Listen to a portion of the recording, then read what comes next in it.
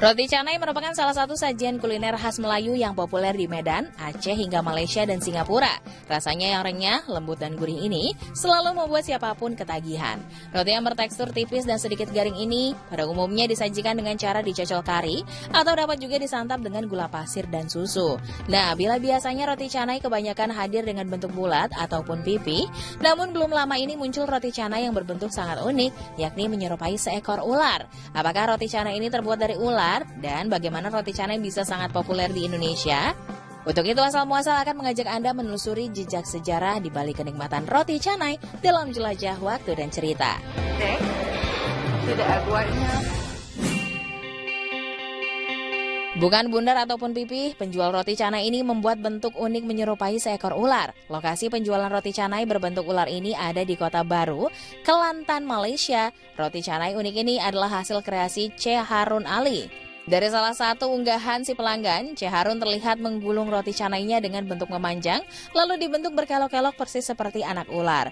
Bentuk roti canai yang tak biasa ini pun berhasil membuat banyak orang tertarik ingin mencobanya. Ada cerita unik di balik terinspirasinya C. Harun Ali membuat roti canai berbentuk ular ini. Ketika dirinya sedang menyiapkan adonan roti canai, tiba-tiba muncul seekor ular di rumahnya. Dari situlah ia langsung mendapat inspirasi untuk membuat roti canai berbentuk menyerupai seekor ular. Roti canai berbentuk ular ini juga dibuat dengan berbagai topping seperti coklat, keju, dan susu kental manis. Terlepas dari banyaknya pelanggan yang tertarik untuk mencoba roti canai berbentuk ular, kedai ini masih menyediakan roti canai dengan bentuk yang original.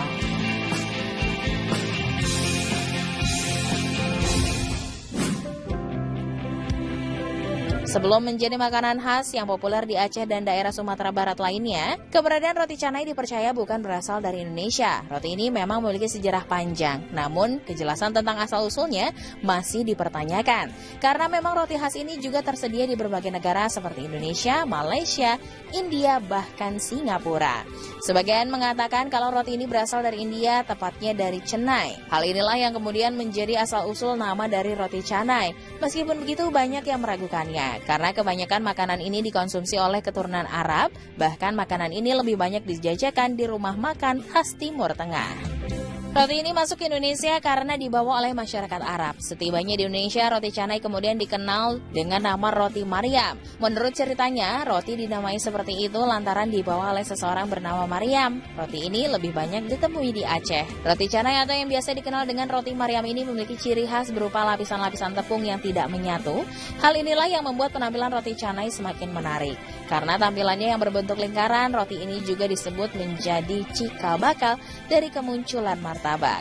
Mengenai rasanya, roti canai memiliki rasa yang gurih. Biasanya roti ini disajikan dengan taburan gula dan madu, namun bisa pula dinikmati sebagai pengganti nasi untuk kuah kari dengan potongan daging. Namun saat ini toppingnya sudah beragam, mulai dari coklat, keju, dan susu kental manis. Makanan gurih ini banyak dijual di restoran-restoran khas Timur Tengah serta di warung-warung makan khas Aceh.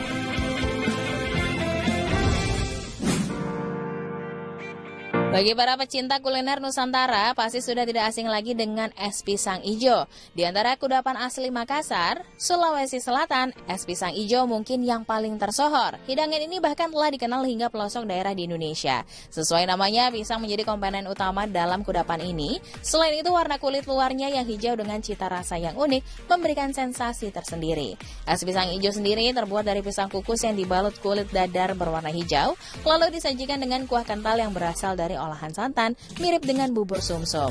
Sebagai pelengkap, pada bagian topping akan dituangkan sirup berwarna untuk memperlezat cita rasanya. Di balik kelezatannya, asal-usul es pisang hijau ternyata berasal dari sebuah cerita rakyat yang melegenda. Berdasarkan cerita masyarakat, dahulu ada seorang raja yang terkenal bengis, bahkan ia tak segan-segan untuk membunuh rakyatnya yang melakukan kesalahan. Pada suatu hari, salah satu juru masak kerajaan bernama Ijo melakukan sebuah kesalahan fatal. Ia menyajikan makanan yang tidak disukai oleh sang raja. Sang raja yang naik pitam pun mengancam akan menghukum mati juru masak tersebut di depan rakyatnya. Tidak kehabisan akal, juru masak itu segera mengajukan sebuah penawaran menarik kepada sang raja. Mengetahui sang raja sangat menyukai pisang, Ijo menawarkan untuk membuat sebuah resep olahan pisang terlezat kepada sang raja. Ijo lalu membuat kudapan pisang yang dibalut dengan adonan tepung berwarna hijau yang disajikan bersama kuah fla yang kental dan gurih. Tak disangka, sang raja menyukai olahan pisang ijo tersebut. Ia pun selamat dari hukumannya dan sebagai bentuk penghormatan, akhirnya hidangan itu diberi nama es pisang ijo oleh sang raja.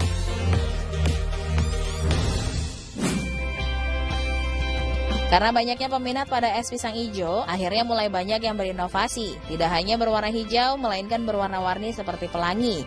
Ya, es pisang hijau ini dikenal dengan nama es pisang hijau pelangi atau es pisang hijau rainbow. Bahan untuk membuat pisang hijau rainbow ini sebenarnya sama seperti membuat pisang hijau yang biasa, yakni menggunakan tepung beras, pisang raja yang sudah tua, gula pasir, daun pandan, garam, dan sirup merah. Sedangkan untuk sausnya menggunakan santan, tepung terigu, daun pandan, gula, garam, dan es serut. Perbedaannya hanya pada daun pandan yang dijadikan pewarna dan perasa pada lapisan luar pisang. Bahan ini diganti dengan wortel dan buah naga yang diparut halus dan disaring, atau bisa juga menggunakan pewarna makanan. Es pisang hijau pelangi dilihat dari warnanya saja sudah sangat menggugah selera, apalagi bila dicampurkan dengan topping seperti coklat atau keju. Tentunya akan terasa lebih nikmat. Makanan ini juga sangat pas dinikmati saat cuaca sedang panas di siang hari. Wah, kelihatan sangat menggugah selera ya pemirsa. Rasanya menikmati roti canai dengan pisang hijau bisa menjadi kombinasi yang menarik untuk dicoba.